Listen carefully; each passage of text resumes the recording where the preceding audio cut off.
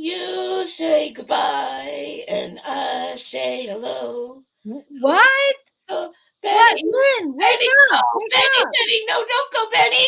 What? Huh? Welcome.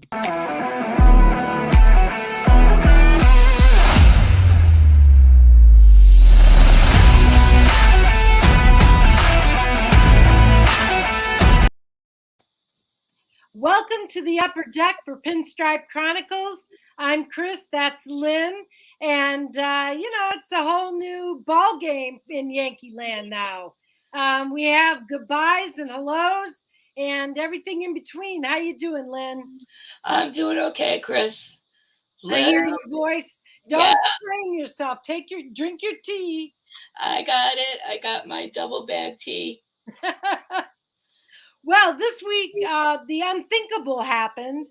The Yankees managed to reel in the big fish, and we landed Rodon after wringing our hands on Yankees Twitter since the Judge signing. Yep. And so for once a big rumor really bore out. So and that really puts a seal on the starting rotation. It absolutely does. Yeah. I mean, Rodon was the player most wanted by Yankees Twitter, and that was the player we got. So thank you, Hal. Yeah. Thank you, Cashman. Next move, however, we did not get Correa. He managed to slip away, but I never thought there was a single moment we were getting him. No, and we need to just cross them off our list forever because this is the second time. So yep. We have and to get Dansby Swanson is off the books as well. So I mean, Trey Turner's off. So all the elite shortstops are gone. So we know we're not getting a shortstop. Right, and that's a big hole. So shortstop and left field, with Benny gone, are the two big elephants in the room. And so, to your point, Chris, um, surprisingly enough, there are a lot of candidates out there for shortstop, and there's been, obviously the one most discussed has been Reynolds. Well, sorry. Yep. That's okay. Yep, because I have Benny on the brain. So yes, left field, more T. But there was an interesting article from the Athletic that laid out other possibilities because Reynolds, the thought is that Cashman's not going to want to pay for Reynolds. He's a high ticket item, unless that's the big surprise that Kay has been alluding to. But you and I were talking before the show, Chris, about some of the other guys. Right. So namely Dalton Varsho from the Diamondbacks. Right. Who put up some really impressive numbers last season.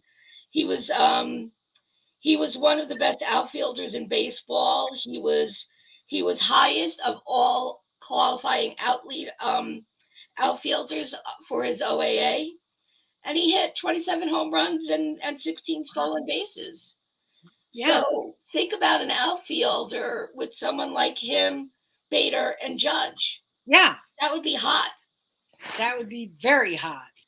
And his name hasn't been in the conversation at all. But Conforto is. What do you say about Conforto? Conforto is, a player coming off injury that is a question mark at the moment. I assume he'll come back and be fine. These surgeries are successful, so there's no reason why he wouldn't. But he's a Met. Isn't he a Met to you? Is he a Met to you? Yeah, I mean, yes. And I don't know if I would have the Johnny Damon experience with Conforto. I don't know if I would either. I mean, okay, I know I'm being a homer. Yeah, But but seriously, I was when Johnny Damon came over, I was like very vocal and not so kind, and I ended up weeping when he left. yeah, And Conforto could teach me the same lesson. Who that's knows? right. But the shoulder injury does concern me. Right, And like you mentioned before we came on, Chris, we can't be like the General Hospital for all these wayward injured people. right, And so, as elite as he is or has been, is that a risk? We don't know right. till we take that risk, especially since there are some strong candidates out there, like I just mentioned, Marshall. But there's also Hap from the Yeah, Cubs, and I knew you were going to smile about that. yeah. You Um, know me. I love my Cubs, and Hap is so. I love his podcast. He'd be such a great personality in New York. yeah, I believe. I mean, yeah, he's been very successful in Chicago as far as media and social media, and he's got his show on John Boy Media. I mean, the compound. So he would really be fun. and like you said, he's best friends with Rizzo, Exactly. so they'd have their Cubs reunion in pinstripes. And he won the Gold Glove this season. Yeah. So I mean, I think that would be a really respectable get. Yes. Hey, Brad, thanks for joining us. Yes, thanks for joining us. And of course, Boris wants 2 years, 40 million for Conforto. I wonder if that's even in the realm of possibility. Anybody else have idea about that? I don't know what Conforto's value would be right now, or any time, but that's not something I usually know. But Yeah, um, let's not forget Max Kepler also in the mix for outfield. The Twins outfielder. He's not an offensive um, juggernaut or anything, but he's solid defensively. He'd be a solid get. We could trade IKF and Donaldson back for him or something. I don't know. we'd have to give a lot more than those two. Those would be like, And would the Cubs trade Hap? Um, I don't know. Are the interesting thing about the Cubs is, are they rebuilding or not? Are the Cubs going to contend or not? It's hard to tell what their plan of action is as an organization. So it'll be interesting to see if Hap gets in fact moved. yeah, and I understand, Brad, why you're asking, because that's a Gold Glove in your outfield. Yeah, And so, yeah, would they actually trade him?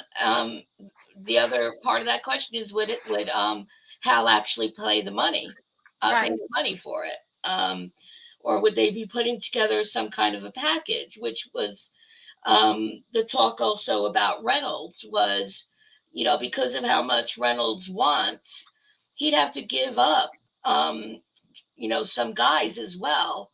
And the Athletic mentioned that would likely be Peraza and Dominguez. Oh boy. And yet we're also hearing that it's projected that Peraza will be the starting shortstop this season. So, who really knows? And Brad is emphatic about no on Kepler. I So, know. Me too. I yeah, don't want any more ex-twins at the moment. right.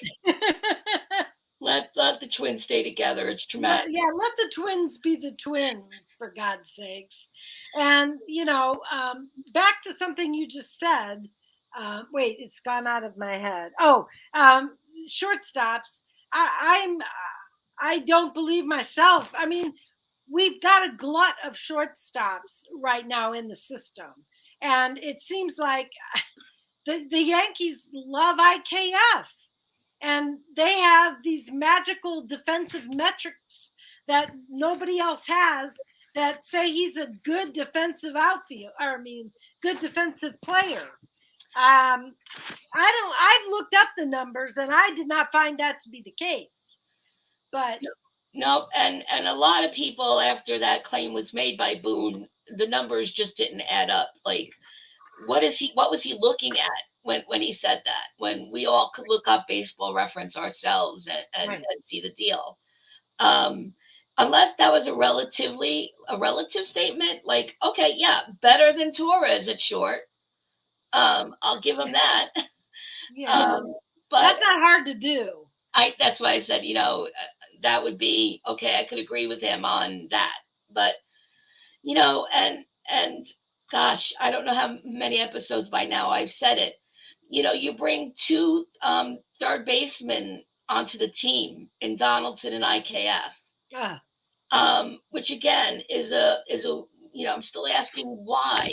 Um, and they're both of equal caliber, both of equal caliber at the time. yeah. Um, but if I had to choose between IKF and Donaldson, IKF would be my darling too over Donaldson. Oh, But absolutely. but who's going to take Donaldson in any kind of a Right. package? I I think know. we'd have to pay a team to take him. Yes. I think he would come with a dowry. Like, Oh, I did find an article about this very topic. Hyman made notes that Donaldson's bloated salary, as he entered the final year of a 4-year, $93 million deal, and his presence at the hot corner took the Yanks out of the running for Carlos Correa. So he blames Donaldson for the fact that Correa's not in pinstripes. I don't know. But he goes on to say, per Hyman's report, teams were wary of Donaldson's offense as his typically elite bat speed was not there in 2022, leading to a 2.22 batting average despite still flashing strong defense at the hot corner. I mean, what do you think? what more evidence do you need? I think we're not gonna get a new third baseman No. at this point. But I'd far rather, like I said earlier, keep Donaldson for Ben.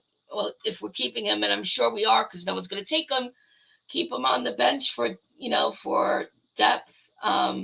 I'd far rather have him on the field than at the box. Uh, it's too bad you can't have a pinch hitter for every at bat.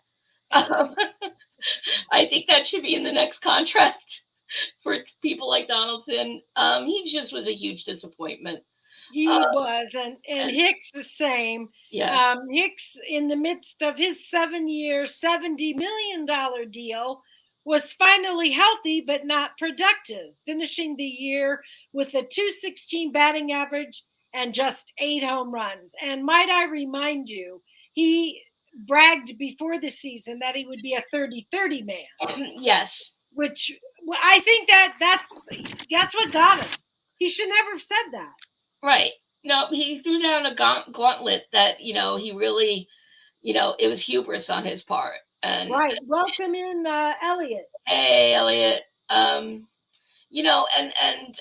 Hicks did have some good moments, but again, so sporadic. Right. Mediocre perhaps on in the outfield, but certainly nothing we could rely on at the plate. No. And so I think we would need a baseball orphanage to just take Hicks and Donaldson. um, I and know. I think that's what's called DFA. yeah, I was trying to make it sound more Frank Capra esque somehow. And while we're speculating, I mean, about who we would love to see traded, what about Glaber?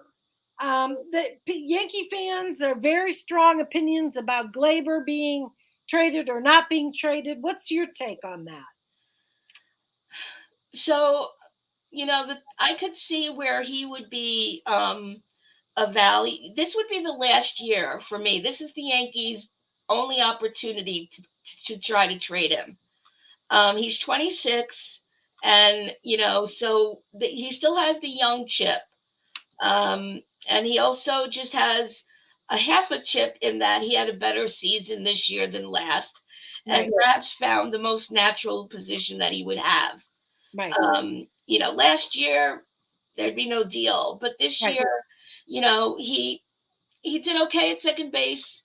Again, hitting was glitchy, but he, especially towards the end of the season, he was producing. So I think he could be part of a package. And I think also, to your point earlier about the depth of the infield, this would be the time to do it too, because we do have some wealth there, and we have Cabrera and DJ as utility guys. Right, Brad. That's absolutely right. Some moves have to be made, one way or another, anyway. And I'd much rather see Cabrera and DJ being the players coming off the bench than to see. I mean, I Glaber grew up. We watched him grow up, but has he ever grown into what the potential that we thought he would? He had. I mean, like Johnny Lasagna said, the Glaber situation is tricky. After a rough 21, his value bottomed out. But since his 22 was really solid, his value seems to be back up. Yep. And I threw Elliot's comment up about, I know he meant Glaber, but he said labor. Oh yeah. And that's probably because we would like to see Glaber labor more. But doesn't see him as a forever Yankee. He certainly doesn't have the profile of a forever Yankee. And yeah, I think everyone would carry on if they were to trade him. Yeah. And I also think that he might be like Gary Sanchez in the sense that he would perhaps do better in a smaller market. Not that he hasn't handled New York well, but maybe he could be a bigger fish in a smaller pond and reap better results. Right. And I didn't want to miss what Brad's saying because we did want to touch on pitching. And I didn't mention that we got Canely too since the last time we were on. Right. And so that's an important get for the bullpen. But who's our closer? Yeah. It doesn't matter that Chapman is a free agent. I think there would be a riot in the streets if they brought him back. And I don't think they have the desire. If that's the big surprise, right, you have to deal with me. Oh my God. It can't be. And what Lynn's referring to is that supposedly there's a really big deal out there to be made, as reported by Michael Kay and Buster Olney and others, that there's something big in the works. Now, this happened before Rodon, but we're speculating that it wasn't Rodon that was the big deal, because I'm thinking that it's going to be a trade. Like maybe a 3-team trade, one of those very complicated, where we end up with somebody incredible like, Lopez, although now we got our man, but you know what I mean. Right. Like, yeah, a name that would just bring excitement. Exactly. Whereas I don't know, when only a few baseball aficionados are going to be really excited when they announce Dalton Varsho as the trade target. Well, yeah, he's not a name tossed around very often. Right. So, but like the numbers I gave earlier. Absolutely. Bring them and grow them. Yeah. But in terms of his numbers last season, that outfield would be, assuming it stays the same in terms of his production. What more would you want than Bader, Judge, and somebody with the numbers of last season and a gold glove? I know. And you mentioning Bader makes me smile again, because we're going to have a full season of Bader, who is enthusiastic, energetic. He's everything that New York fans are going to love. Yep, I think so. And yeah, Brad, I agree. He's just never grown into being a Yankee. No. Back to Glaber for a minute. Oh yeah. But I lost my thought though. Oh, that's all right. The outfield. So, I, speaking of the outfield, Chris, I'm sorry. Can we talk a little bit about what you were seeing on Twitter about Carpenter? oh yeah, absolutely. Yeah. Remember him? Remember Carpenter. I mean, there's so many fans out there that think that Carpenter should be, we should reprise his role from last year as the energizer for this offense when it's struggling. Well, so here's the thing. Was the first half of the season an aberration? Right. We'll never know. No. So did the meteor crash, or was that when he took that downhill very fast? Was that just the predictor of the injury, Right. or the weakness? That I know the injury was incident related, but Yeah. what does it say about his body strength or whatnot? But um, he wouldn't be a lot of dollars. And so I think it would be, it's definitely not a day to day player, but somebody to take the field when one of them needs a day off or a pinch hit, in Right. certain situations, a guardy kind of guy, Right. who could really play any position in the outfield.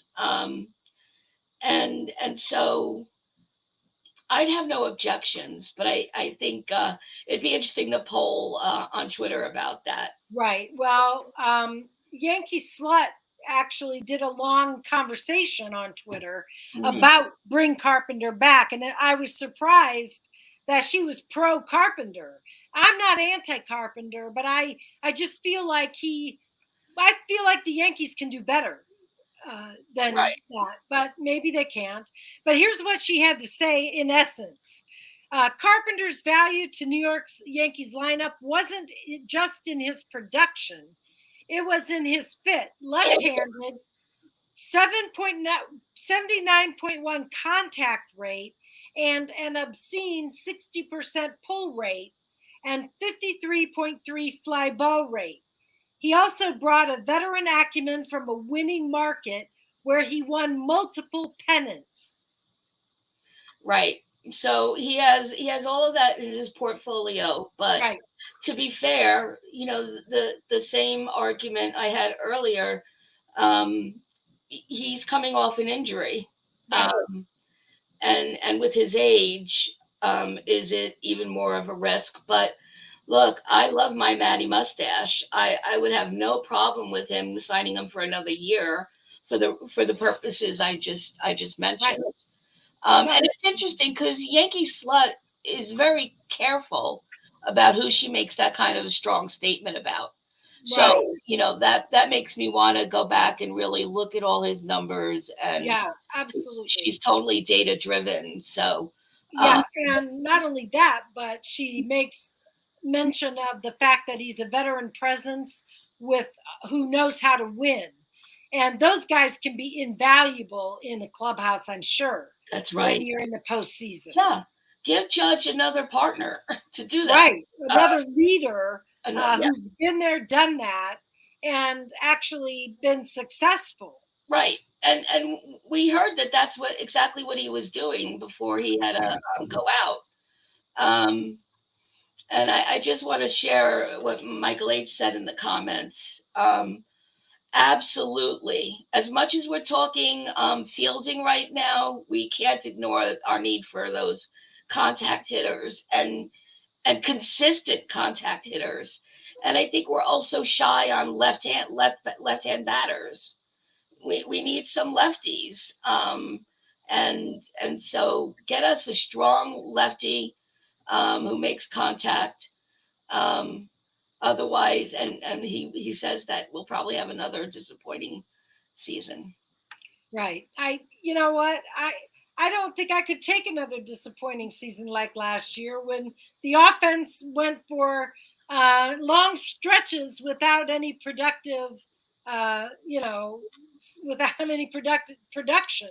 So certainly it would have been nice to have somebody in there maybe bunt to get on, somebody like you say, but without the shift, maybe we'll see more contact, especially Rizzo was expected to benefit from the shift and make more contact.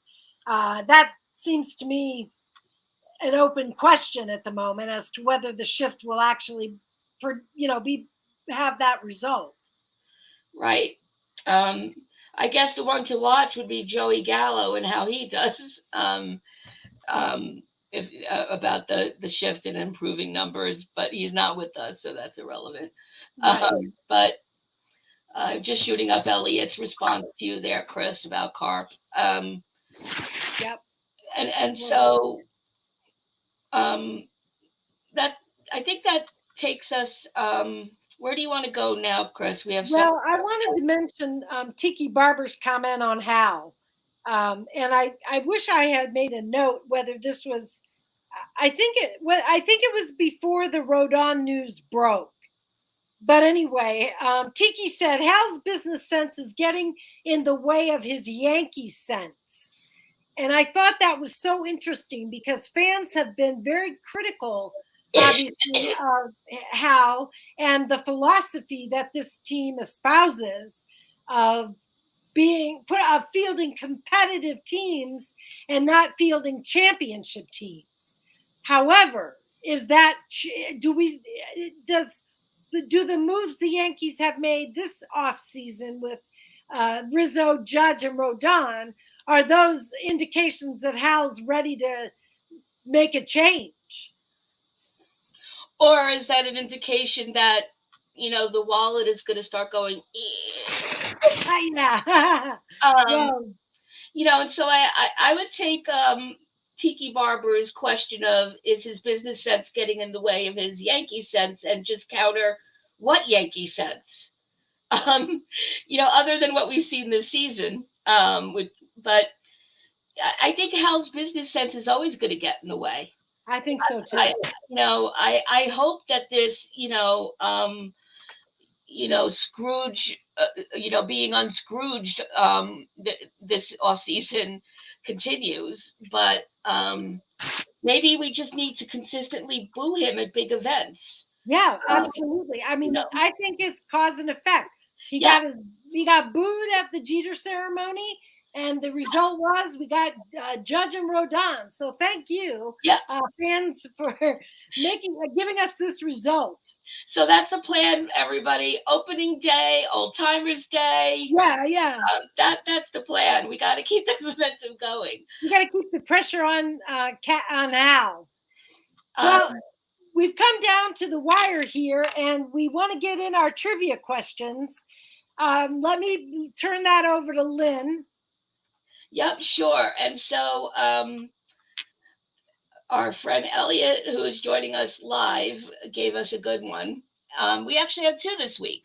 So the first one is from Elliot, and he says, Tyler Austin and Aaron Judge. Tyler Austin, remember him? Tyler Austin and Aaron Judge hit back-to-back home runs in their first MLB at-bats in the summer of 2016. What pitcher and team did they do it against? Okay. So that's a goodie. And then for extra credit, we have one from Katie Cat Joe, whose handle is at Trivia7. Who was the first Yankee to receive the World Series MVP award? First Yankee to receive MVP award. Yeah. Before we go, I do want to look at the comments because there's so many interesting things down there.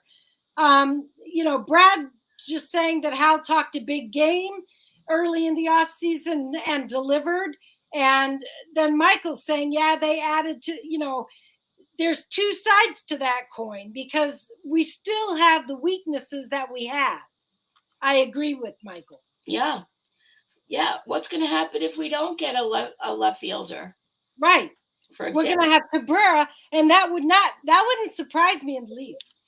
And you know what? Nothing would surprise me with this team. I'd be okay with Cabrera. I know we only saw him for something like 30 games, but I saw enough to not feel horrible, and certainly you feel better about him than Hicks. Oh yeah, he has better energy, better presence. Yeah, yeah. I mean, and yeah, he's a contact hitter, which Hicks, sure, you know. for sure. But all right, well, thank you guys for joining us and commenting. We really appreciate it. Don't forget to like, subscribe, come back not next week because it'll be Christmas. Although I want to put in my Christmas wish right now, and that would be, I guess, for a closer when we come back after Christmas. Maybe we'll be talking about somebody. Maybe we'll be talking about Clay Holmes, though. I don't know. And my wish list would include singing goodbye to Donaldson and saying hello to one of the left fielders we mentioned at the top of the show. Absolutely. So, yeah. Remember, the holiday season is for peace and joy. And I hope all of you have that this holiday season. Happy Hanukkah. Tonight is the first night for our friends who celebrate. Happy Kwanzaa. Happy and Merry Christmas, since we won't be here next season. And happy everything for everyone. Happy everything. And so until next time. Happy Festivus. Happy Festivus for the rest of us. And so as always, you always have a reserved seat with us right here on the upper deck. Bye, everyone. Go Yankees. Go Yankees.